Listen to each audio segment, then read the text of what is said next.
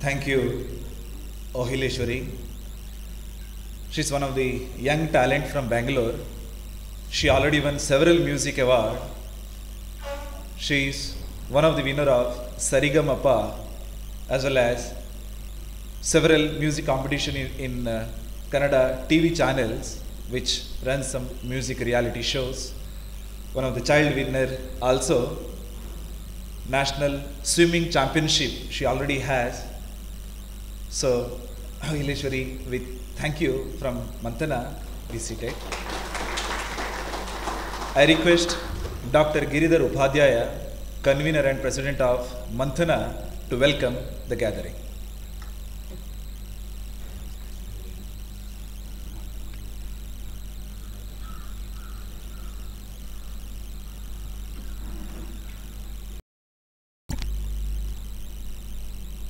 A hearty welcome to one and all. I know it's very difficult to get people on a Sunday to have an intellectual discussion on a topic of national interest, but it's good to see that at least 3/4 of the hall is full. That shows that the people of this country are, for a change, they want to think about the country more. I would like to introduce two eminent guests on stage. Today's main speaker, Shri Ram Madhav ji first. He was born in East Godavari district of Andhra Pradesh in 1965 and is one of the top intellectuals associated with RSS today. Primarily a student of electrical and electronics engineering. Ram Madhav ji also has a postgraduate degree in political science from the University of Mysore. Currently he is the member, National Executive of Rashtriya Swayam Sevaka Sangha, the largest voluntary organization of the world. Apart from serving on editorial boards of several noted regional and national journals, he has authored more than 12 books and contributes regularly to several Indian dailies and weeklies as a columnist. He worked as a journalist for over 20 years with RSS sponsored publications and authored 10 books including biographies. He has traveled extensively and spoken at universities and other events in more than 20 countries. He served as an active journalist for over a decade from 1990 to 2001, and he continues to contribute articles to various publications. He has authored several books in Telugu and English. Some of his books include Dr. Shyama Prasad Mukherjee, a biography in Telugu, Kanoji Angry, the Maratha naval hero in Telugu, India-Bangladesh Border Agreement 1974, a review in English, and Communal Violence Bill Against Communal Harmony in English. He is the director of the Indian Foundation, a Delhi-based strategic studies and international relations think tank, and is a member of the Central Executive of the RSS, and has the responsibility as Akhila Bharatiya Saha Samparka Pramukh of RSS. A hearty welcome to Sri Ram Madhav ji. I request Raghavendra Kulkarni to hand over the bouquet.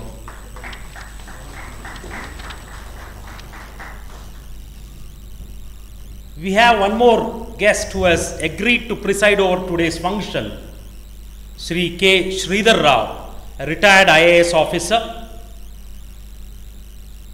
He has a MA Economics from Madras University and MPhil in Economics from the London School of Economics, and he has held several positions. He was the chairman of the State Knowledge Commission, which was a rank of a cabinet minister till 2012. He was a member of the National Security Advisory Board from 2005 to 2008.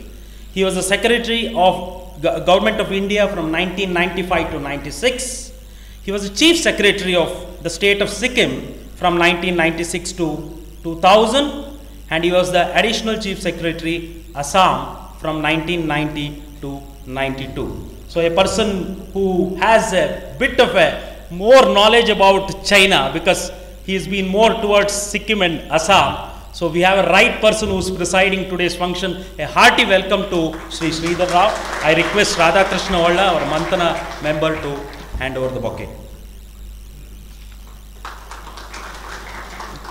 There are many eminent dignitaries among the guests also. I'm not going to name because there are quite a few of them who have come for today's function. A very hearty welcome to one and all. Once again, for making it today being a Sunday, a hearty welcome. Thank you.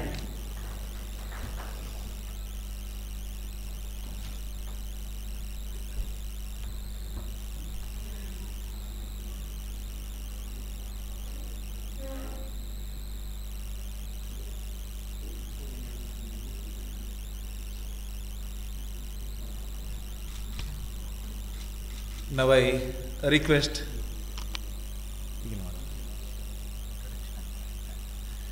I request Sridhar Rao to release the book Uneasy Neighbours, right, in this auditorium.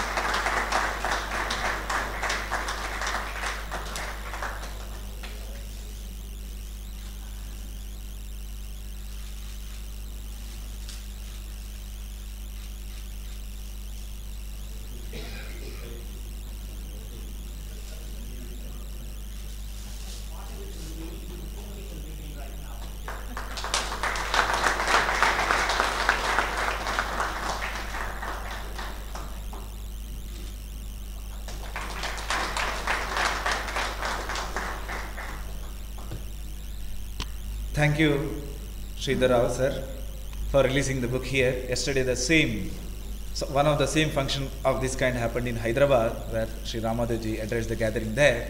There also the book was released, and tomorrow and day after there will be functions to be happening in Kerala also. Now I request Sri Kiran Kumar S, one of the well-known social media activist and analyst, to have his opinions on the book, which already he received last week, about the book, about the content, about some more facts which we want to know about the book. Kiran will tell us. I request Mr. Kiran KS to speak now.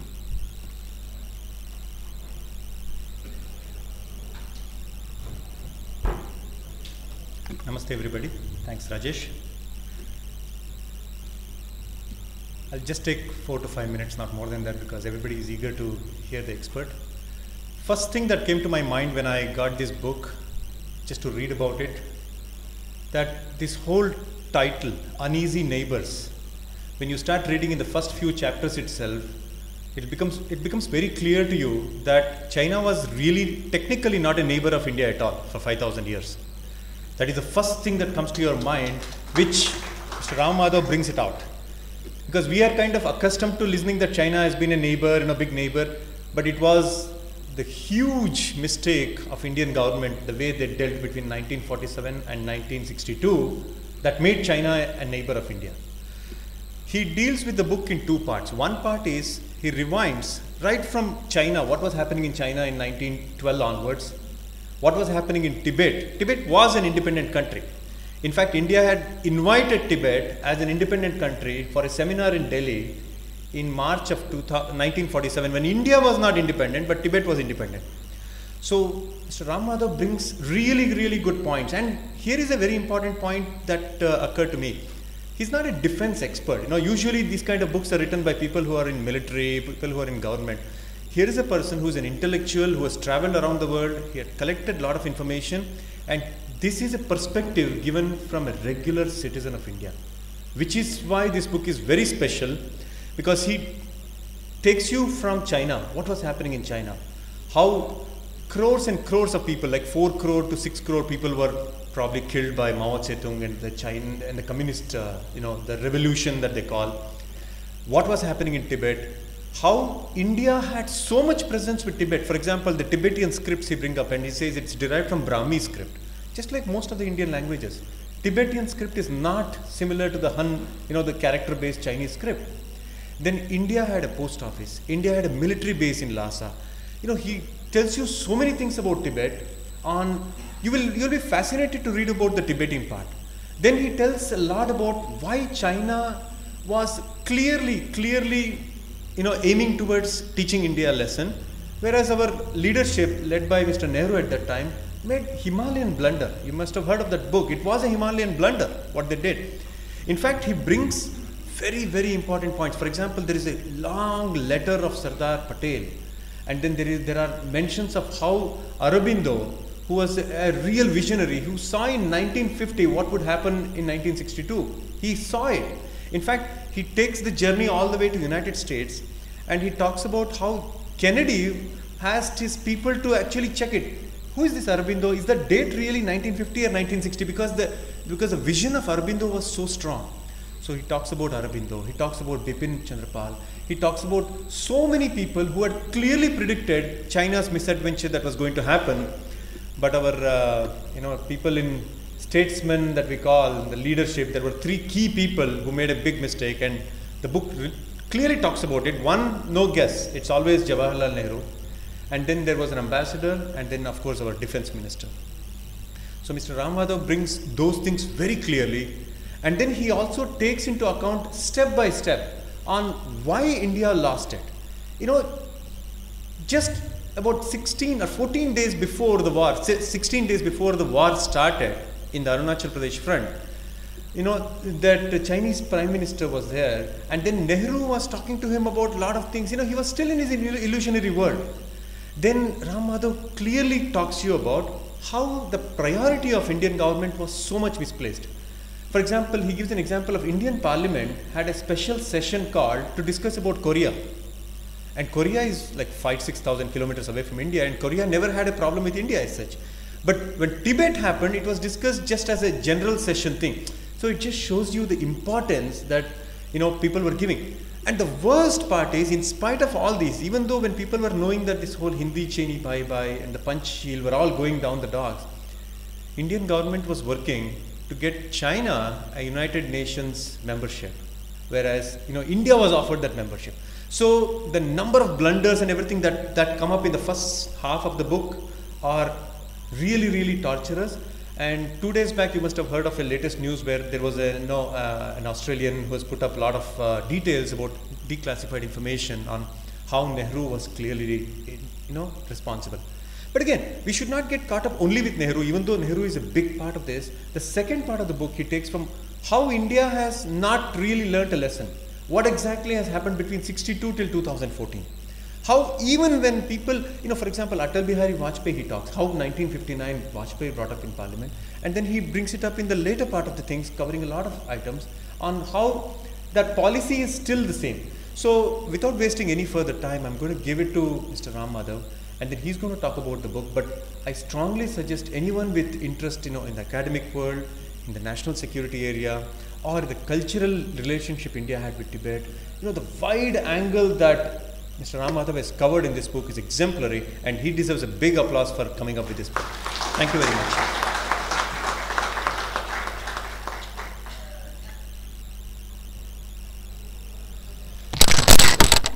Thank you, Kiran. I request Sridhar Rao to have the presidential address in the beginning itself on the Uneasy Neighbours book, as well as some of the issues he wanted to share with us. Right? I request Sridhar Rao sir to address the gathering.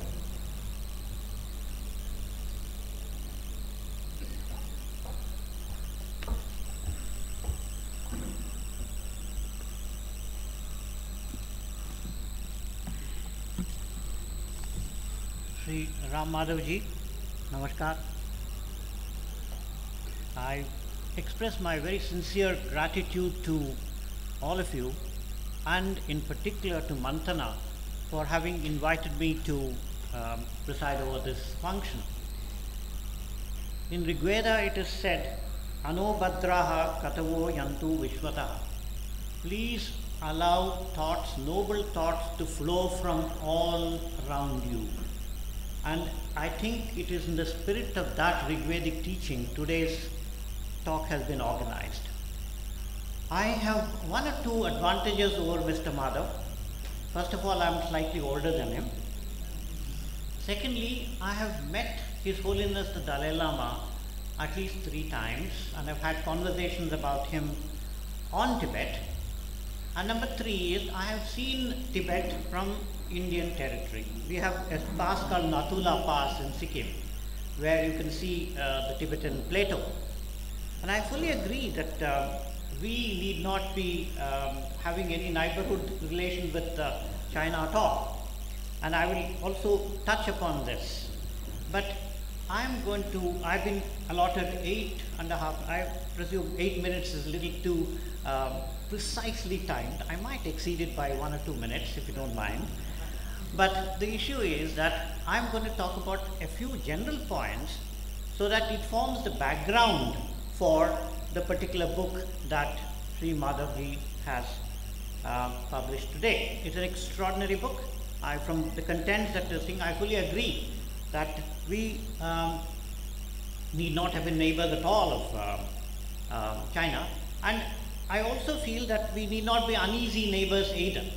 What we should have is the kind of self-confidence that's required for us to deal with China as equal. We seem to have demoralized ourselves because of the 1962 unfortunate episode. But let me deal with 1 or 2 major background information. I'm so happy that today this conclave talks about national security. It is an extremely unfortunate thing that neither in the civil society nor in the media or in the press, national security issues do not get the kind of attention that really is required today. It's a very unfortunate thing. Arushi murder perhaps gets much more TV time than any national security. And unfortunately, since I was a member of the National Security Advisory Board, I was the Cabinet Secretariat, we prepare a lot of papers. There are hardly about 3 or 4 or 5 think tanks worth the name in this country. We prepared a huge number of studies, and monthly national security review is submitted to all the cabinet ministers. I have seen throughout that not one of them take the trouble of reading all of that. And no comments ever come, of course, except one great gentleman called Arun Nehru. He used to take the trouble of reading it and sending queries about it. And a yearly national security review is always prepared, first by the Cabinet Secretariat, then by the National Security Advisory Board. And therefore, in that also, hardly anybody has the time to read it. Mr. Madhav Dandavate, when the first meeting of the National Security Council constituted by VP Singh took place, he complained that these reports are very bulky. But he hadn't read it. But anyway. Secondly, I would like to draw attention to the fact that today we are living in a very, very different world as against what was the situation prior to the World War II. World War II was perhaps the last occasion, except the Korean War and some of these things, where nations dealt with each other on the basis of armies marching across and hitting the other fellow, and large-scale killings were taking place. Today, the whole currency and international relations is totally different. We are talking about cutting the other fellow's throat without the other fellow knowing it. Let me very frankly tell you. Today, what matters far more is our economic strength, technological strength, scientific developments, ability to withstand pressure, the character of the leaders, and much more important is intelligence. And even in Roman times, as you know, people had said, if you want peace, be prepared for war. Our Chanakya had very wisely said, look, if you want to be strong, keep your enemies and neighbors divided and weak. We don't observe any of these things at all. And the practice definitely is that your enemy's enemy is my friend. These are all very important points. And I'm underlining this primarily because China has understood all these things very, very well. There was a great military thinker, Clausewitz, of course, in the West, a man called Sun Tzu. Sun Tzu's theory was that you need not hit the other fellow, your enemy. Undermine his will to fight. That is a better way of defeating him than anything else.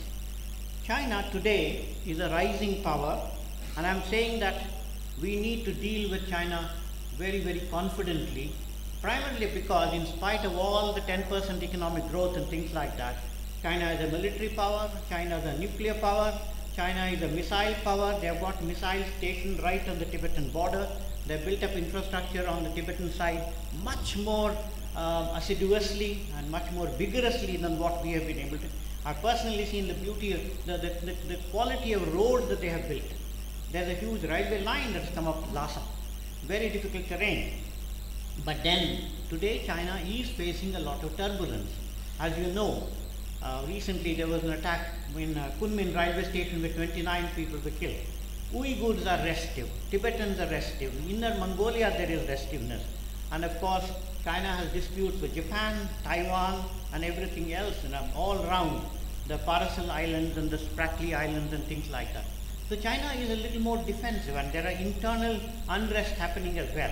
Last year alone, even according to published records, there were 85,000 instances of internal unrest, and there is great disillusionment with the Communist Party's grabbing of land, the members of the Communist Party's land.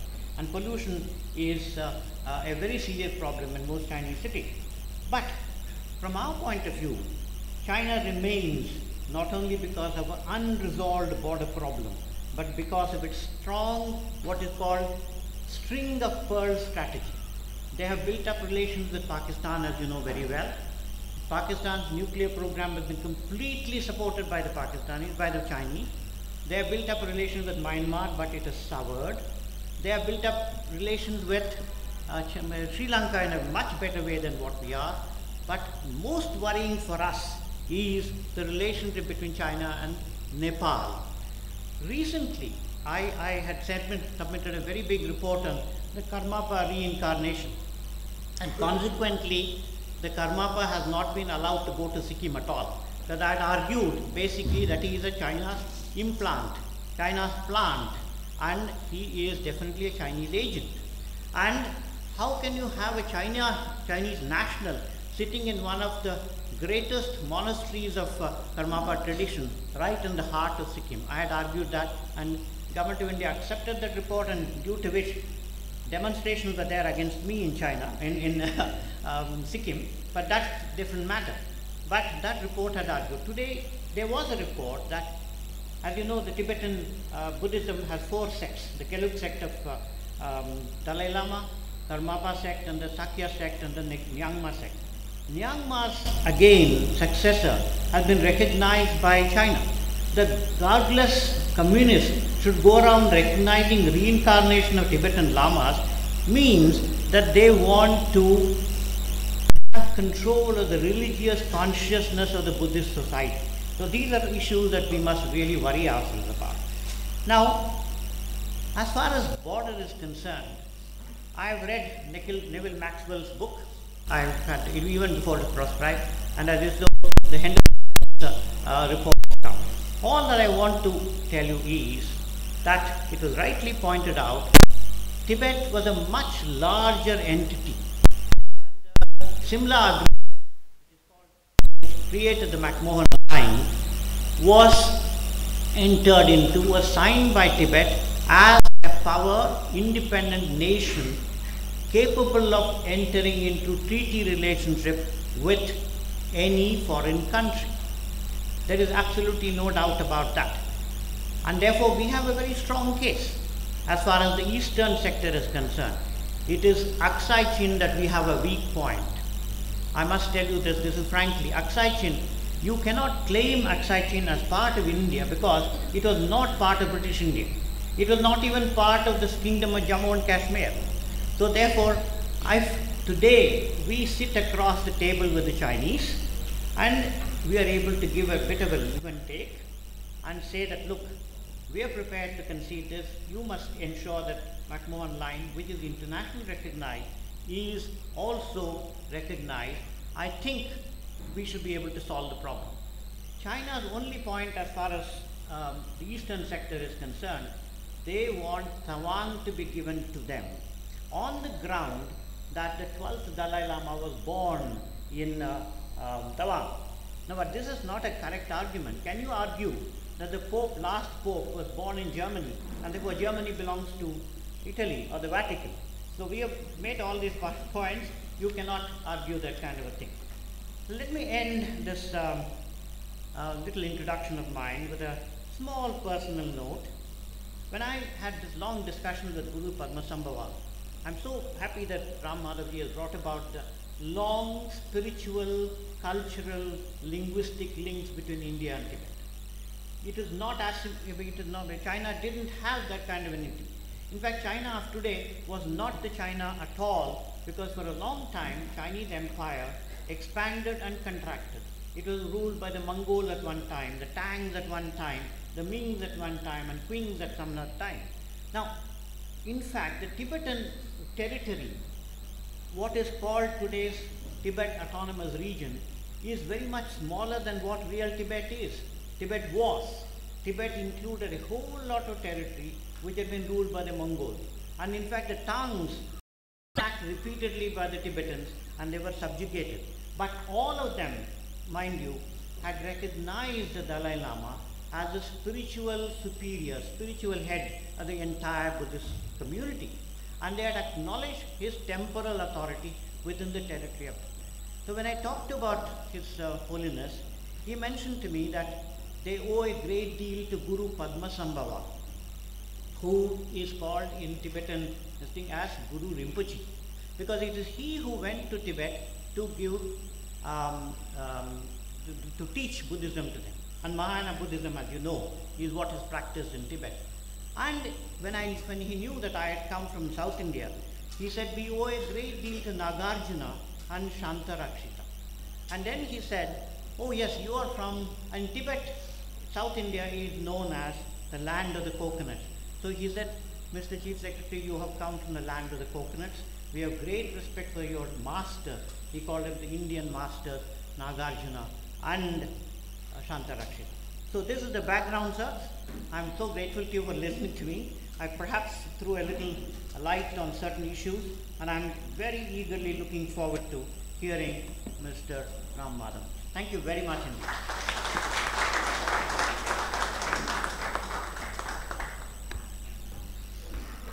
Thank you, Sridhar sir. The underlining theme of his talk was there is an unrest in China as well on the same issue. So I request Sri Ram Madhavji to deliver the lecture on Uneasy Neighbours as well as his book. I request Sri Ram Madhavji to take over.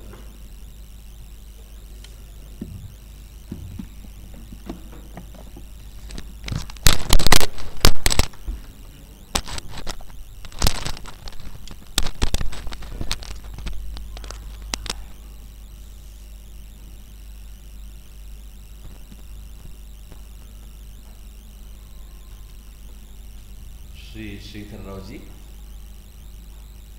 and all the distinguished elders present in the audience here, and my dear young friends.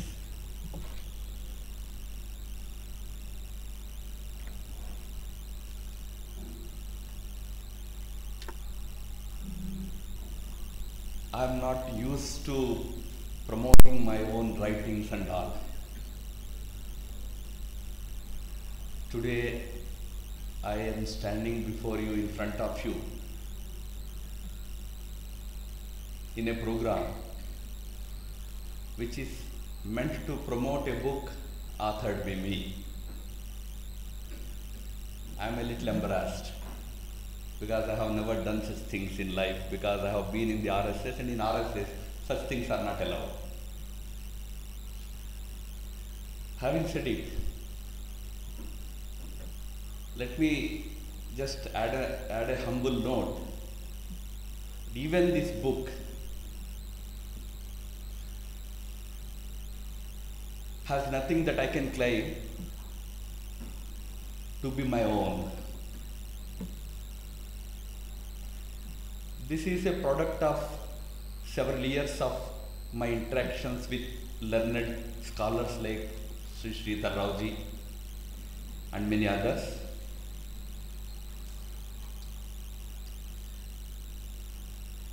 I also had some interest in this topic. I have done some reading. I have read some books on the subject. And incidentally, I also share some of the advantages that Sri Sridhar Rauji has mentioned in his speech. Of course, one advantage I cannot claim. I am definitely much younger to him. So in terms of experience, definitely I am much inferior to him. But I have had I don't really know if I should call it a privilege, but I have had the occasion to visit China a couple of times. But I have had one very great privilege, which probably nobody in this hall can claim to have, or very few in this country can claim to have had. That is, I have had the opportunity to visit Lhasa. That also probably some people might have done. If you are a government servant, 5 years ago there were certain occasions and government servants from India could have gone there. But I had the very rare opportunity of visiting the ancestral home of His Holiness the Dalai Lama. The house where he was born. If you watch the movie called Kundun, they show you the house by the region of Tibet. You know how they locate the next Dalai Lama. Certain signs are left by the previous Dalai Lama. Then they start the search using those indications left behind by the previous Dalai Lama, and finally locate the incarnation. This small boy when he was in his probably third year or fourth year, he was located at a house in Amdo province, which is now no longer a part of that what Sridhar Rauji has described as Tibetan Autonomous Region, TAR. It is now made into a province of China. But originally it belonged to Tibet. The Kham tribesmen who protected His Holiness, the Dalai Lama, and brought him up to the Indian border in Arunachal Pradesh, they come from that region. They are warrior clan. They are the fighters. See, Holiness was born there.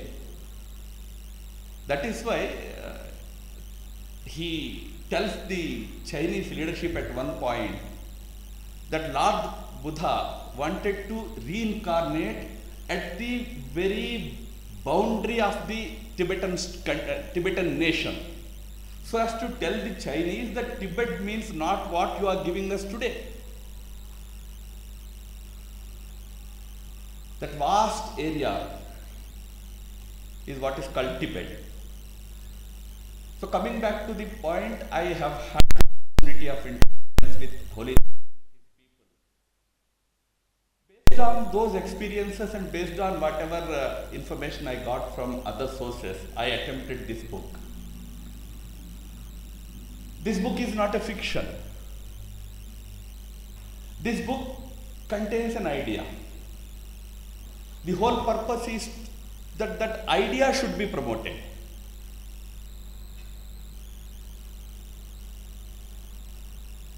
The central question of China-India relations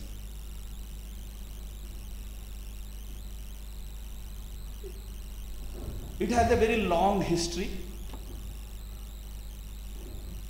We have been made to believe by our rulers, by our governments, that the two countries have existed for almost 2 millennia as very friendly neighbors. We have had great cultural linkages, and probably the other kind of things like, you know, when you have a ceremony in India, a marriage, a yajna, the silk that used to come from China. That's why it is called Chinambara. So these are all the kind of descriptions we hear about our relationship between the two countries. And we have been also described by some historians as cultural cousins, India and China.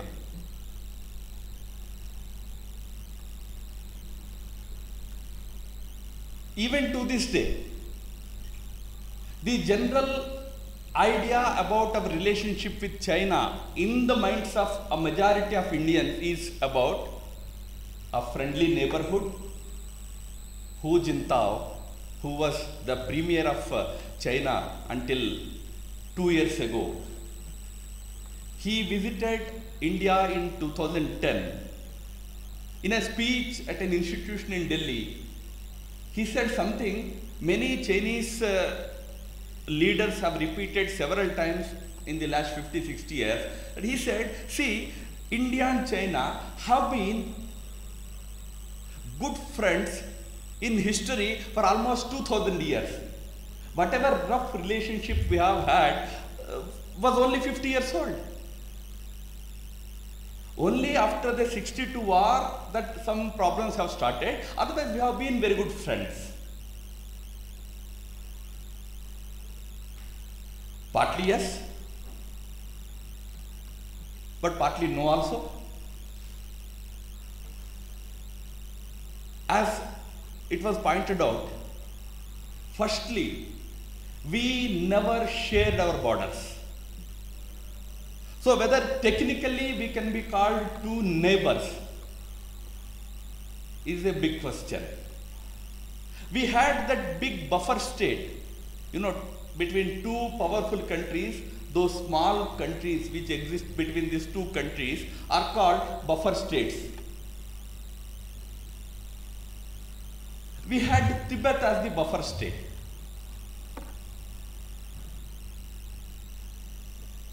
Actually, China became our neighbor in 1952. I am not using the normally believed year 1962 for an important reason. Because in 1950, China annexed Tibet, started its annexation of Tibet.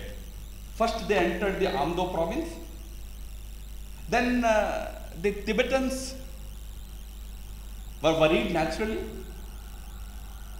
Requests were sent to many countries, including India, for help. But India said, Indian government told the Tibetan delegation that, see, we are a newly independent nation. We are not in a position to give any help to you, extend any help to you. The Tibetans went to the British, to the Americans, but they realized that none of them was going to come to their rescue.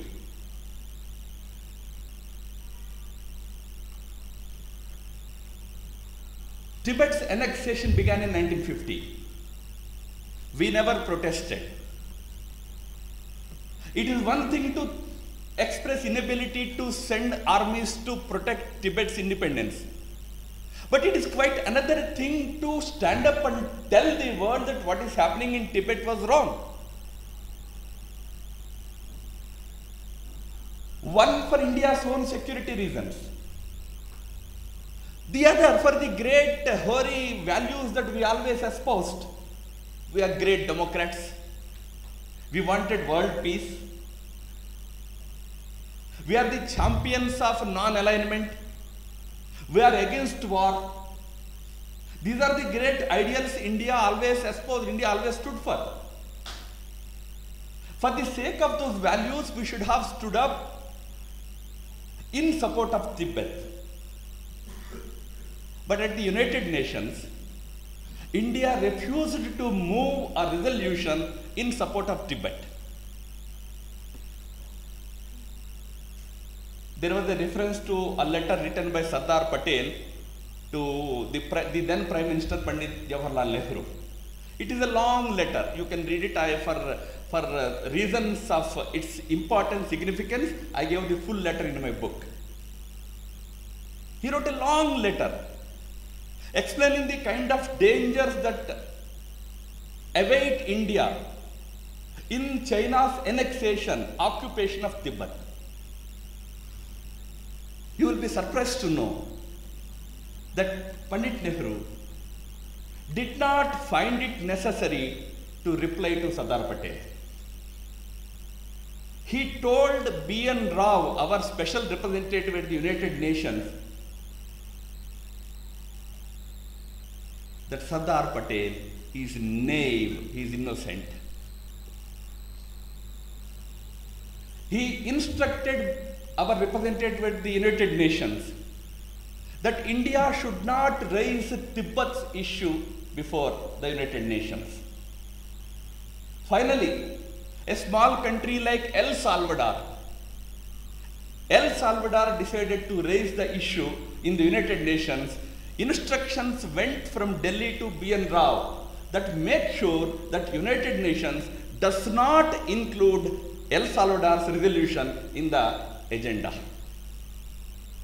We made all the efforts to make sure that United Nations did not take up the Tibetan issue.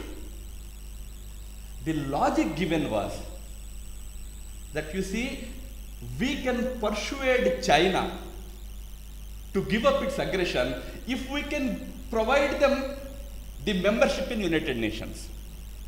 So we were trying to get membership in United Nations for China in order for us to go and convince them to stop aggression on Tibet. And as it was mentioned by Mr. Kiran, in 1949 there was a war between North and South Korea. North Korea attacked South Korea. Entire West stood in support of South Korea because South Korea is a democracy. China was supporting North Korea. Nehru felt it very important for Indian Parliament to convene a special session to discuss the Korean crisis. We convened a special session. We had big speeches given about how both the Koreas are right. You know, this is a very non-aligned logic. In this conflict, both are right. So you cannot blame either North Korea or South Korea. It was actually a ritual to show that we are very concerned about the global developments. But one nominated member raises this question of what about Tibet? Shouldn't we be holding a special session about the independence of Tibet? Nehru's reply in Parliament was, oh, as far as the case of Tibet is concerned, as far as India is concerned, the Tibet's case is very simple. Meaning, it does not call for any special session. We have not organized any special session.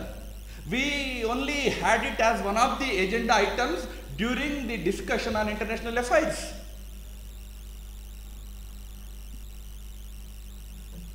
The result was, Lhasa was annexed in 51.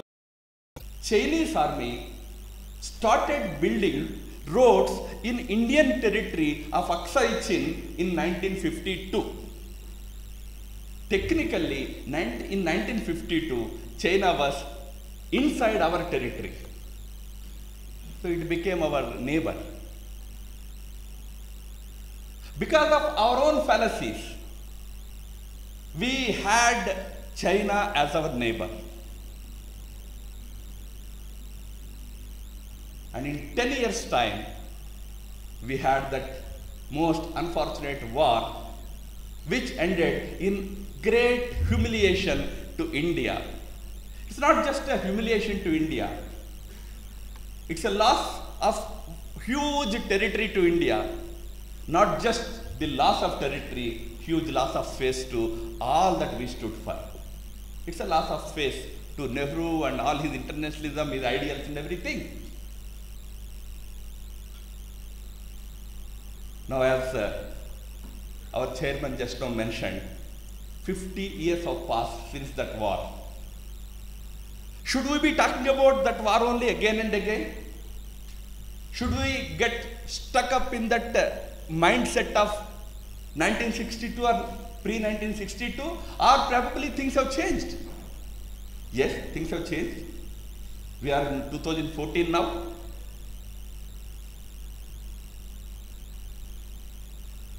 So today, if you ask anybody, any policy maker in Delhi, he will tell you that, see, today we are in a totally different world. We have good trade relations with China. We do joint military exercises. We have regular exchange of delegations. Our prime ministers go, their prime ministers come, their premiers come. So things are different. Very true. But I am trying to submit through this book that although things are different today from what existed some 50 years ago, mindsets continue to remain the same. What went wrong in 1962 was not just the things. Things go wrong because of your attitudes. Things go wrong because of your mindsets, your approach, your culture.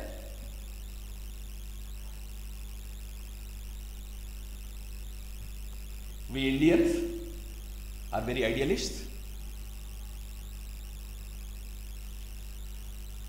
We are very simple at heart. We truly believe that we should have good relations with all our neighbors, with our own households. Your left side neighbor can be different from your right side neighbor.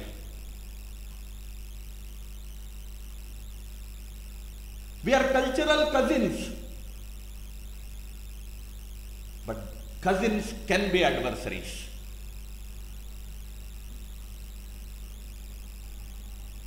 The biggest problem with us is,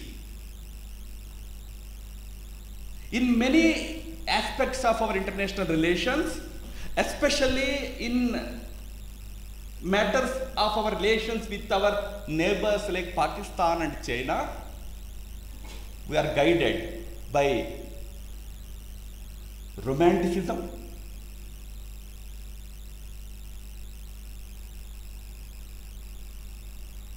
sloganeering. We are far, far removed from the reality, and unfortunately, Mr. Rao will agree with me, international relations are all about realism. It's all about pragmatism. It's not about your romantic ideas about your neighbors.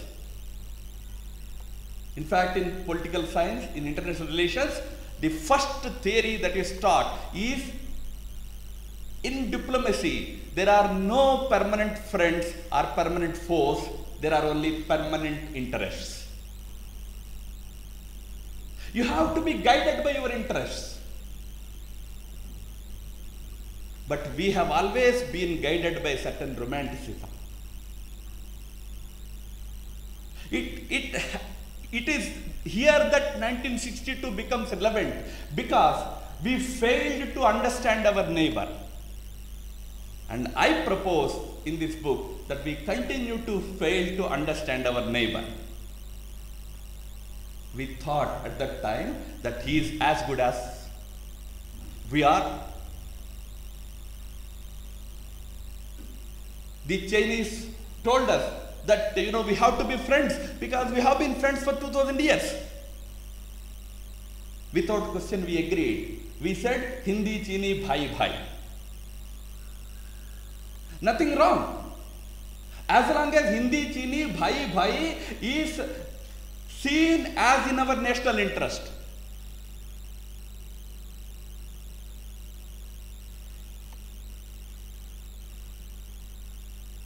But somehow it has become a sort of an article of faith.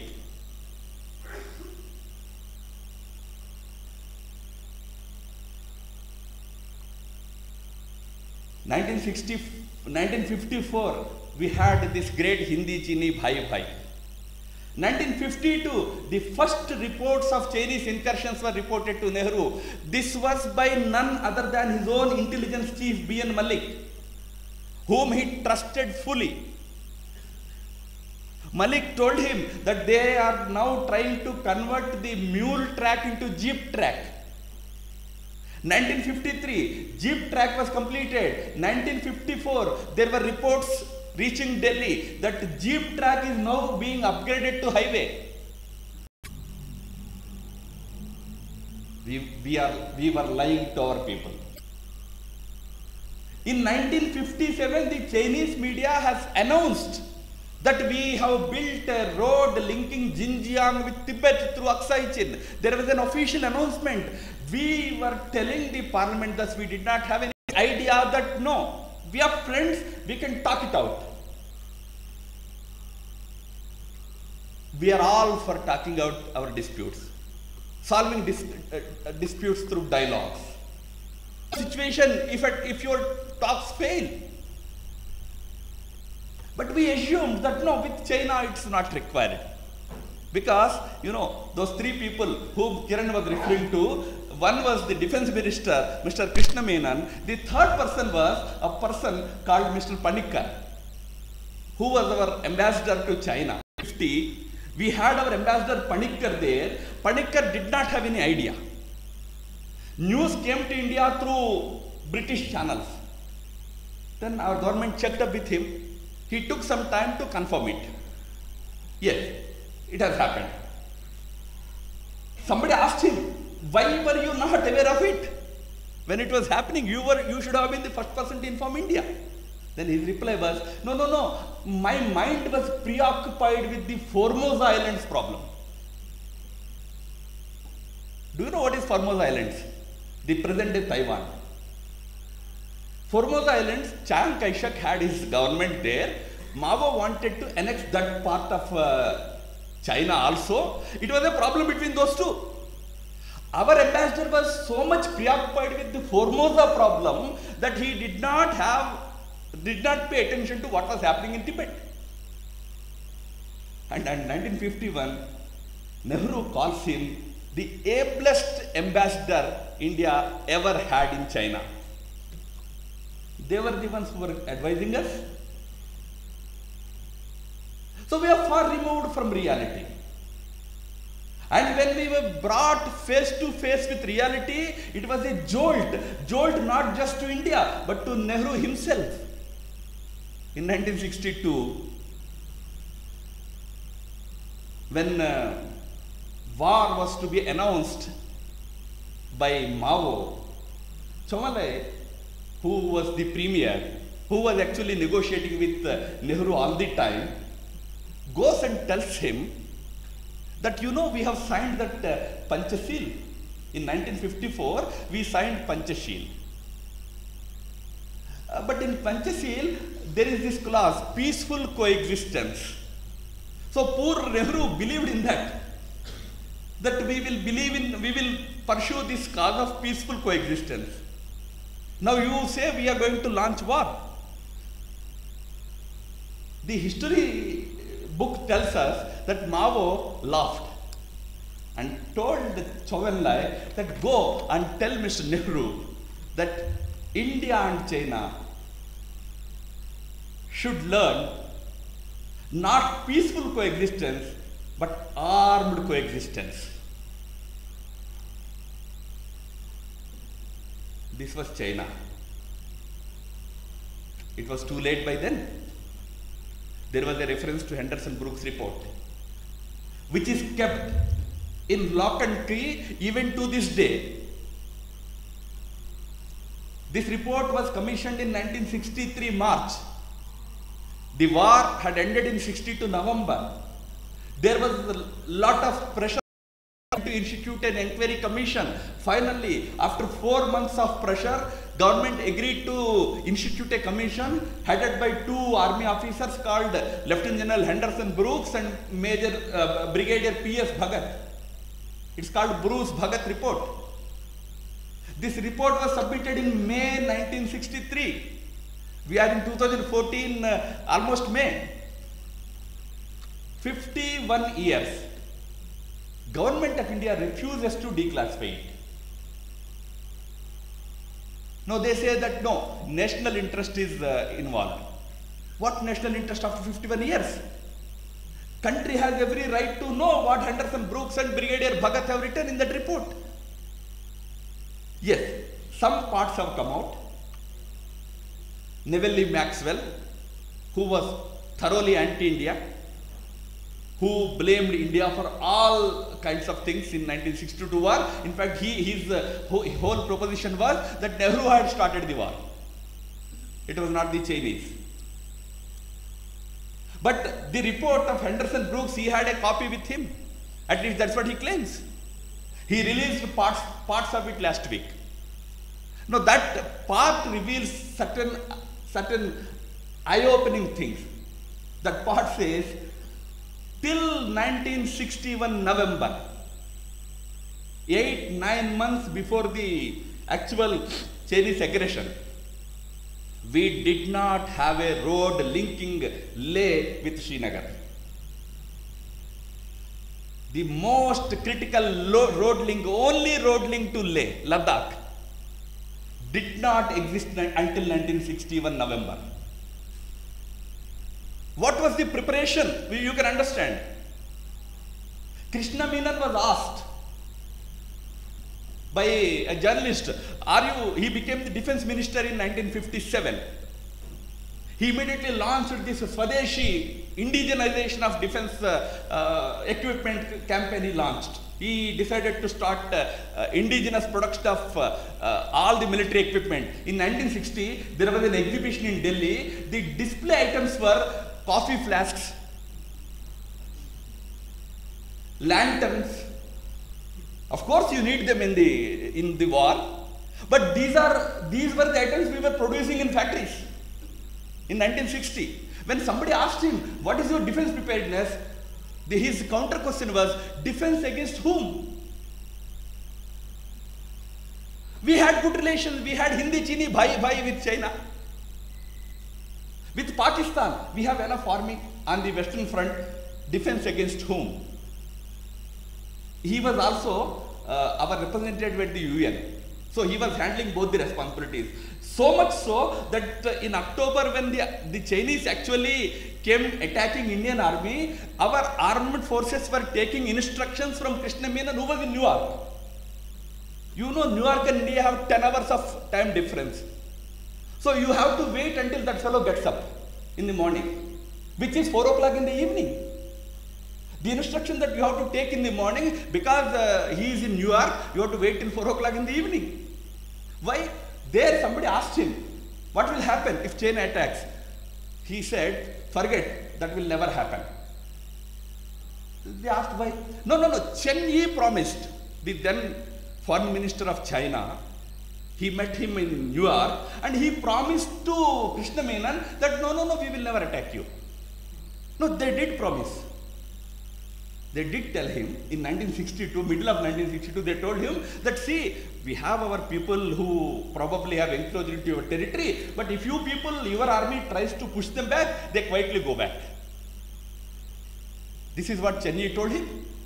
So Krishna Menon was so convinced that he tells the Americans that don't worry, we won't even write a postcard to you. This was his reply in August 1962. But the funny part is, in October 1962, Nehru sends this long list of armament that we wanted from America. So much so that Kennedy laughs and says that, you know, you want to buy entire American armament for this war. So much cut off from the reality. We were still living in a dream world that no, nothing will happen. We can believe that. 1962, Chinese were almost very close to Indian army bases. Anytime there could have been a conflict between the two. Nehru was in Commonwealth Conference. There was this news that the situation is very tense. But the belief was that no, nothing will happen. From there he went to African countries tour. From there he came back to Delhi. In 5 days he set off for Sri Lanka. Ceylon, those days. While going to Ceylon, at Chennai airport, see the way we handled things. At Chennai airport, some pressmen asked, we hear pompously that no, I have instructed our army to evacuate them. Next day, China interpreted it as Nehru's call for war. Any sensible person will not do that. You will not say these things to press. When Nehru was confronted in the parliament at the height of the war in November, when parliament was convened, Nehru was confronted. Why did you say that in Chennai? Now you gave a handle to China to accuse you of starting the war. Whereas the fact of the matter is they have started the war. Nehru's reply was, I believed and I asked my army to do that. I never realized that they will now take it as an excuse and attack us. This is how we were handling those times. The critical issue is we have to understand our neighbor. Know thy neighbor.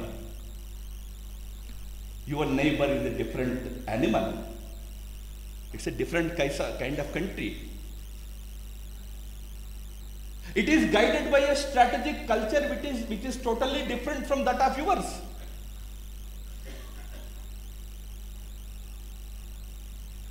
Sridhar Rao sir has talked about Sun Tzu. A small book, The Art of War, authored by Sun Tzu, is what guides the Chinese policy today.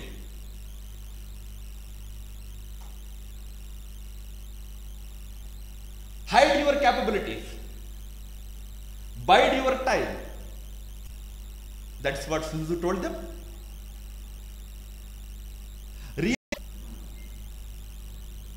That is why to understand China, you have to understand their strategic mindset. They engage with India. Engagement is good. We are in. You engage with your neighbor in such a way that you can contain him also through engagement. It never occurs to us that somebody can contain you through engagement. You can do that. The Chinese have proved that they can do that. They are masters and grandmasters of chess. Many Indians have a single-minded approach to defeat your enemy. We have Vishwanathan Anand Sini. The reason is they play a different game. It's called Vaishi. Vaishi is a game where it's not about attacking the enemy, it is about encircling him. You can type Vaishi in Google, you will get the image of that game. In fact, in India also, some time back when I was a young man, I used to play that Vaishi type of game, encircling the enemy. The mindset, the approach. So in that game, the final of the game is when the other side fails to move its pawns. You are completely filled up. You filled up all. We have to understand. We have to understand that the thing that you tell you need not be the thing that they think. One last thing I mention and close. We have had this border issue. We take pride in the fact, if you ask any strategy, any policy maker in Delhi today, he will tell you that, see, we have had absolute peace along the Indo-Chinese border for last so many years. Why? Because we started the negotiations. We are now talking about border. So no disputes. Firstly, we are made to believe that you will have scholars coming and telling you no maps at all. How do you know? No, B.K. Nehru was sent by Pandit Nehru maps. So B.K. Nehru said no maps, so no maps. They had a 1966 survey was declared as the boundary. Kunlun range was our boundary with Tibet. Our dealings were with Tibet. Now China says, no, those were maps with Tibet. I don't have anything to do with them. How can that be? Map is map. No. At that time, it's an imperial map. Why? Because the British had drawn it. We accept that. Maharaja Ranjit Singh had maps. Maharaja Ranjit Singh was ruling over all the territory. We had maps. Our boundary is where the original Tibet ends. That is Kunlun range. Not even Karakoram range. Much beyond Karakoram. But today we propagate that no. There are no maps. So the LAC should be accepted as the India-China border. Mindset problem. Secondly, we now suddenly found that border has been now frozen as an issue. 1988, 1986, it was Rajiv Gandhi who first advocated this approach. He said, with China, let us freeze border and discuss about other things. Sounded good to everybody. At least no dispute. Let there be more engagement, less whatever animosity, acrimony, whatever. Look at China, how it handled it. 1986, freezing of the borders was made into a policy by India. It was decided that 1988 early, Prime Minister Rajiv Gandhi would pay his visit, the first visit of Indian Prime Minister after the 62 war to China. 1987 March. You know, in Himalayan regions, in November every year when the winter sets in, the army personnel from the advanced posts come back because it all becomes snow-capped entire region, so they come back to plains. Once the snow melts away and the passes are clear, they will again go back and reoccupy those positions. 1986 November, our army came back. 87 March, our army went back only to see that the Chinese have come and occupied those posts. I don't know if you remember, it's called in Arunachal Sundorangchu Valley. Just before Rajiv Gandhi's visit in 88, there was this incursion. So the whole atmosphere was vitiated. You wanted to freeze before Rajiv Gandhi's orders. He immediately moved his platoons to Sundorangchu Valley and he made Indian army stand eyeball to eyeball like this with the Chinese army. Few feet away they stood. For 6 full years they stood like that. In 1993, Narasimha Rao went. We had what we described as a peace and tranquility agreement with China. The agreement as peace and tranquility agreement is that they occupy your territory, you enter into an agreement whereby you say, all right, you have occupied, now you go back by 20 miles, I will also go back by 20 miles. We called it a great victory, doctrine. India also has it. India also declared that no first use. Meaning, I won't throw the bomb from my side for the first time. And if China declared, my no first use policy does not apply to non-NPT countries. Non-proliferation. So much for our peace and tranquility. In 2003, Vajpayee went. The idea was that let us freeze Arunachal issue. On Arunachal, that Arunachal belongs to India. Don't mistake that Vajpayee was the first person to give away Tibet to China. Many commentators wrongly say that Vajpayee in 2003 had given away Tibet to China. No, that's not true. 1953 Panchashil Agreement, the title of the Panchashil Agreement was Trade Agreement between Tibetan region of China and India. 1953, what we described as Panchashil was actually a sin. There was a Congress leader at that time in the parliament by name J.B. Kripalani. Kripalani called Panchashila born in sin.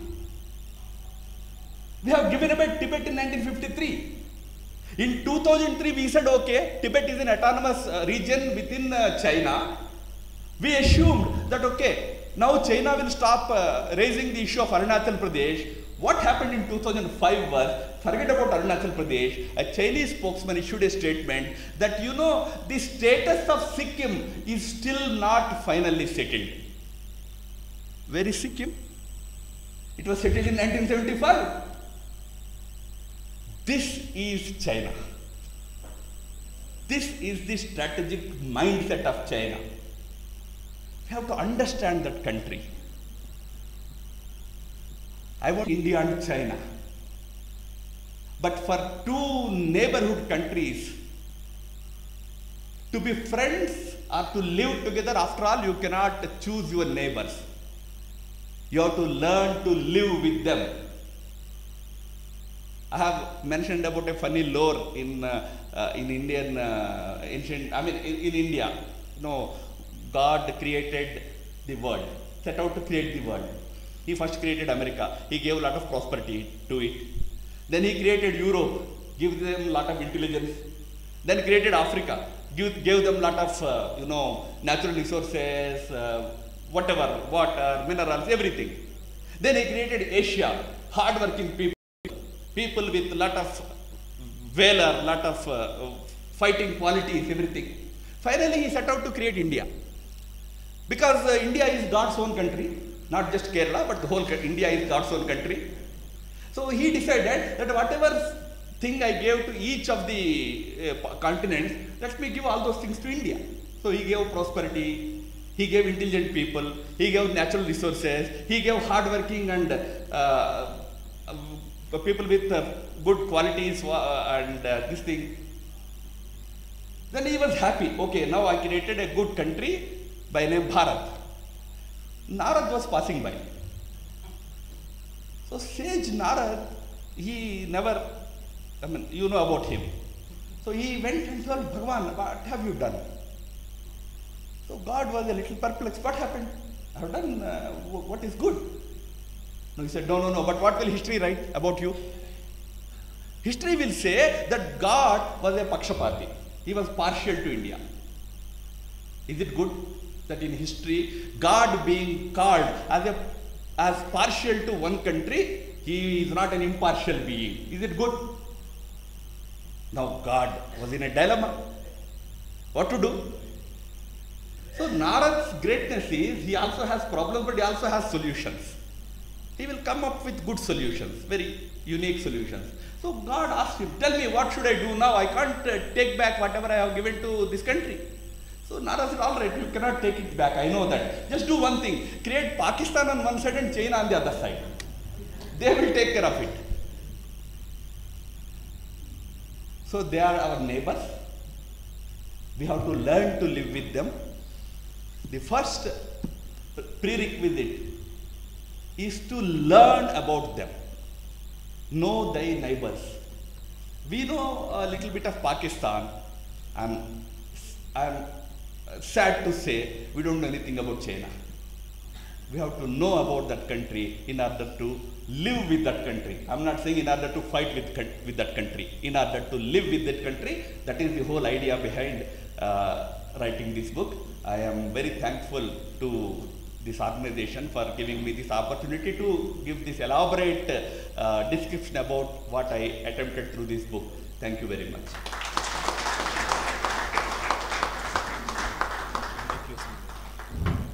Thank you, Ramadhavji. I request the audience to have any questions. If you have, please raise your hand. Our volunteer will come with the mic and you can have your questions. Make your questions a little precise to the topic of the day. I request Sri Ramadhavji to answer the questions. Once again.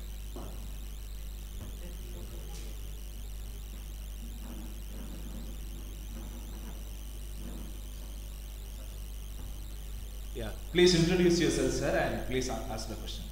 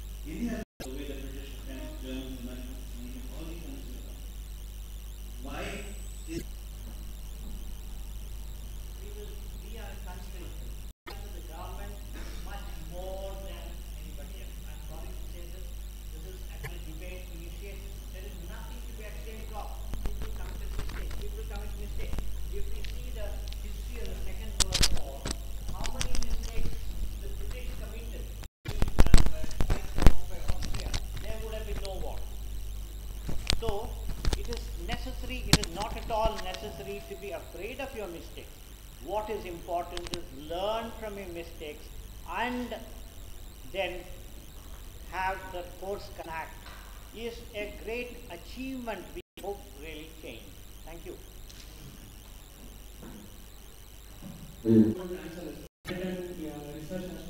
He said string of pearls is an absolute figment of imagination. But here we have policymakers, even bureaucrats actually, even on media who have gone back. Can you hear me? Yes, sir. Just hold it a little longer. Right. Can you hear me? No? Hello? Yeah.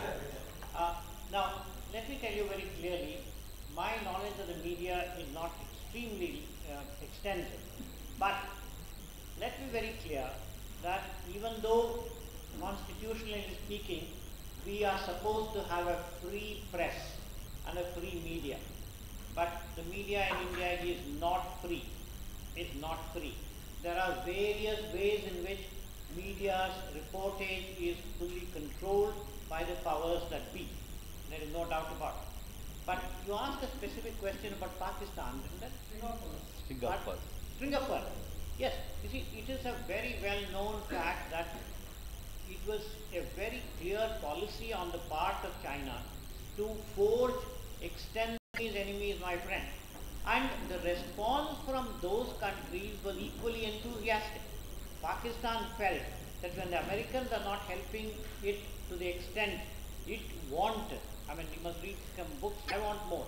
And in every excuse, it is to say, I want to fight, I am fighting communism. But actually the weapons they asked for needed another channel, another area, venue from which to extract. In Nepal, I am terrified that there are Chinese study centers all over the border with Nepal, which is our own creation. Our own creation, I am sorry to say, we need not have and should not have played a role, a sovereign state capable of entering into treaty relationship. Then we retreat, saying it is under Chinese suzerainty of Tibet into its own territory. We keep quiet. Personal glory. I'm sorry, I'm being very critical, but this is MB Farmer. Exaggerating things. But you must remember that it was the media which had highlighted the incursions by the Chinese, then Rajasthan Arunachal government, then he found out that yes, there were incursions, then he revealed on the territory, it can be a few miles this way or that way. This was his reply to the declared ceasefire was in the morning. He started from his house at 6 o'clock to Sabdarjunction. He was our home minister, remember. Then he telephoned to Nehru. Nehru was resting. Then he had to wait to take instructions from Nehru whether to go or not go, because war had ended, whether he should go or not. Then Nehru tells him, no, please go. And because today the whole country is aware of these things, at least we are able to force the government to act. So, government always tries to blame the media. I was at a program yesterday, one senior official said the same thing, our media has the tendencies to exaggerate things, which is not a fact. Media's duty is to alert the nation. It does that duty. But 90 out of 100 cases, they have done their duty in a most... Who has recognized Tibet much earlier, 1953, we have recognized the Chinese occupied Tibet as a trade. But why did Atal not speak against that occupation of Tibet? Why did he concentrate on the Arunachal Pradesh? He could have said, let's get out of the Tibet, then we should talk of Arunachal Pradesh. Even do you think NDA government was also equally weak as the Congress also? Yes. Thank you, sir. My name is Chandran. I am a scientist from National Aerospace Laboratory. My question here is, see, your auditions are very spine-chilling it is hurting my mind by seeing this type of thing. And I really feel why somebody has not slapped the CPFC on the top. Sorry if I am wrong. Tibetan autonomous region is autonomous but a part of China. This proposition now has been more or less accepted by the Holiness himself. Now, Holiness himself says that what we are asking is genuine autonomy for the entire Tibetan region, which I and Mr. Rao also described. Tibet is not TAR. Tibetan Autonomous Region is only 1/3 of what the full Tibet was in 1949. So what His Holiness the Dalai Lama is asking, or his people are asking now, is you give the whole territory autonomy. All right, for the time being we can be under the sovereign rule of China, but we want autonomy for the whole region. One of the factors that guides the Indian policy today with regard to Tibet question is that.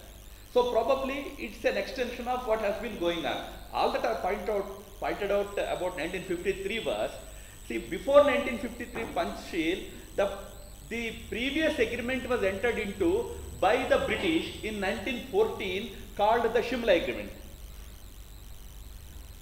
during which the McMahon line was accepted as the boundary between India and Tibet. Remember, this boundary starts from Bhutan, goes all the way up to Myanmar. McMahon line does not, it does not cover Ladakh area. Ladakh, that survey is an 1866 survey by a British surveyor. So So when McMahon published his final report in 1914, he used the 1866 survey of Ladakh and 1914 agreement of McMahon Line, which came to be known as McMahon Line, in the Eastern Front. Now, but British were shrewd. They entered into that agreement with the Tibetans, not with the Chinese. And they made the Chinese only the observers. Chinese remained observers in that agreement. We should have continued that policy and entered into 1953 trade agreement. Panchasheel is actually a trade agreement. In fact, it's a very funny thing. The actual agreement was for 8 years. The agreement, the title of the agreement was Trade Agreement between Tibetan region of China and India. Now you have considered the point, the Tibetan region of China. Number two, through this, you enter into this agreement with the Chinese instead of with the Tibetans. If it is a Tibetan region agreement, you should have entered into agreement with Tibet, which the British had done, but we entered into with China. And the funniest part is, after going back, Chou En-lai told Nixon in 1973 that, you know, this Nehru, he is like a very pompous fellow. Panchasheel was proposed by me. This was Chou En-lai's argument. I proposed Panchasheel to Nehru, but Nehru never followed it. I mean, see how the Chinese behave, you can imagine. So this is 8 years it was to survive. You see the ritual even to this day. Any prime minister, I have given it in my book, every prime minister in his visit to China, he will necessarily include one paragraph about Panchasheel. Well, Panchasheel has died in 1962. But you have to pay lip service. So that is why I said Tibetan, that is why Kripalani called it born in sin. Because you have murdered the independence of Tibet in order to create this document called Panchasheel. So coming back to Anderson Brooks' report, I share your views. It should have been declassified when India was in power. What factors must have compelled them to hold it back? I really don't know, because people who have read that report, like General Malik, were on record stating that there is nothing in that book warranting, continued classification. There is nothing that is not known to outsiders.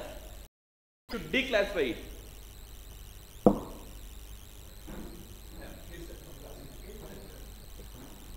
Good evening, Madhav. I have a question for you.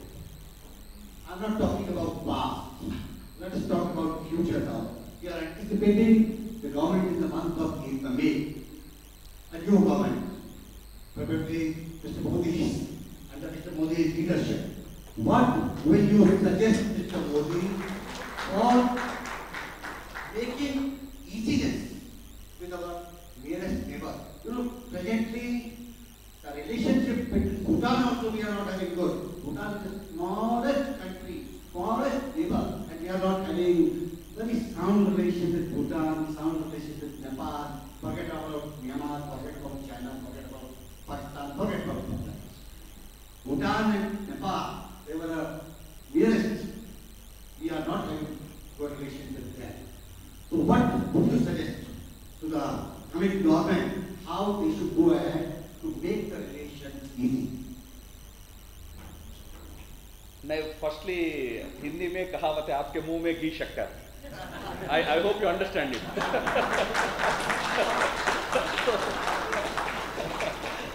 let there be a government, first of all, to which we can give some advice.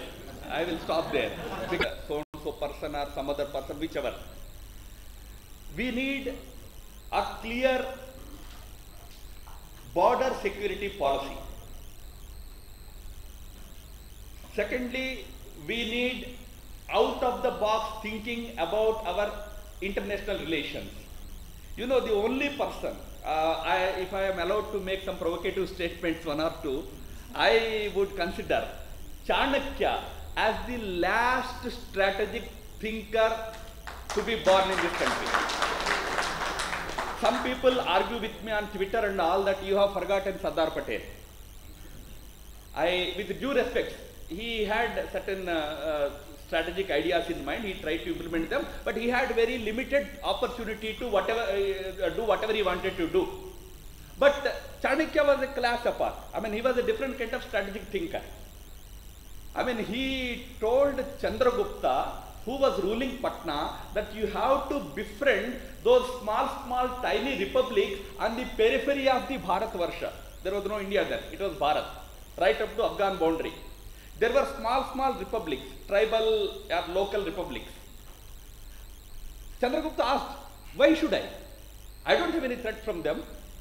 Though they are so far removed from Pataliputra. Then Chanakya's argument was, Pataliputra is as safe as those kingdoms are, those small republics are. The day those republics fell, your Pataliputra will fall. This is what is called strategic thinking. Someone who came a little closer to that, although nowhere near Chanakya, that's why I said probably these may sound a little provocative. Someone who attempted something like that was Ashoka. He thought that India should have a buffer around it in the form of Buddhist world, which will protect it from the outside non-Indic influences. So he sent out Bauddha bhikkhus to all the surrounding countries to create a shield of Buddhism around India. It has helped, protecting Indic religions and all for some time. But Buddhism itself developed certain weaknesses. Thereby, again, it all could be broken easily. But he also thought of something like surrounding India with Buddhist culture. Now, the third person, no comparison to Chanakya. None of them are comparable to Chanakya, but some kind of strategic thinking. The third person was Narasimha Rao. P.V. Narasimha Rao. In 93, he decided that we should have what we call as look east policy. Now, look east policy is a out of the box thinking. Normally, India is always attracted to the Western powers. Our dependence, our interactions, our relationships are all with the European and Western powers. It was Narasimha Rao who felt that no, in fact you should be moving towards the east. He was the one who thought of culture as a diplomatic tool. Culture can become a diplomatic tool. Do you know, China today follows what is called cultural diplomacy. It is one of their diplomatic tools. They have 500 Confucian institutes all over the world, strewn everywhere, especially in the Buddhist countries. Now, it is another matter that in 93 we announced look east policy. We have been looking for 20 years, not acting. What we need is act east now. While I am all for strengthening relations with the West, with America, with Europe, with due respects, except Germany and probably UK, rest of Europe is not very relevant to India anymore. America, yes, because of our population, because of our economic interest and all that. But look to the east, probably Japan, Korea, Taiwan, Singapore, Australia, Indonesia, Thailand. All these countries should become good friends of India. That should be India's future vision of the, future direction of India's foreign policy. Don't think subjective to China. Mongolia on China has declared in 2009 that India is their third neighbor. Now, I don't know if you see the map, India and Mongolia do not share borders. Then how can we be third neighbors? The simple point is, a landlocked country between Russia and China desperately wants India to come forward and help it, because Buddhism is the majority religion there. It suits us in terms of our strategic objectives. Go and sit there. You have an eye on China. Go and sit there. Our problem is we have one Air Force base in Turkmenistan, which was given to us when Najibullah government was formed in Afghanistan. That was in the 70s. We put up one Air Force base there. You know that Air Force base has provision for 40 Air Force aircraft. We only have some sweepers and some gatekeepers there, nothing else. For us, Central Asia doesn't matter. Why should we have a base there? Look at Americans. When did they enter Saudi Arabia? If anybody remembers Gulf War, 91. They are not leaving. They have a force sitting there. So you have to think differently. We need a government which has that out-of-the-box approach to foreign policy also. Cultural diplomacy, using soft power.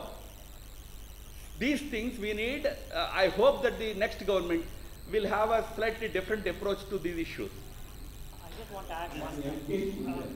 Excuse me. I just want just a very, very important question. I just will take 1 minute to answer this. It is, foreign policy is based on two very significant principles. What is called choose the conflict of interest. This is the fundamental foundation for any foreign policy. I have written in my book, and when I was NSAB member and things like that, we have prepared papers to show that there is a great congruence of interest between the clash of civilizations. Huntington's thesis is internal strengths are far. It definitely concludes that look, India is one kick is enough, India will collapse. And that is what people allow that to happen. So congruence of interest, conflict, reducing conflict, and making friends who have common foreign policy objectives. Americans have certain objectives, we can coordinate with them. Israelis have done that. You'll be very surprised to hear this. In 1971 war, when I was a district magistrate in the Kachar district, right on the Maya who gave us the weapons. Thank you. It also strengthened. I had equipped to me all Indian software East, especially Korea, Japan, and East. That means the kind of economic relations. How do we handle China? Because one of the policies of engagement with China for China is trade. They want to engage with India through trade in a manner that would be greatly one very wonderful truth that we have India's largest trade partner, $70 billion trade relationship with China, out of which 60 billion sucked into their economy. Delegation that you should do something like caprice are there, but otherwise it's not easy to enter that market.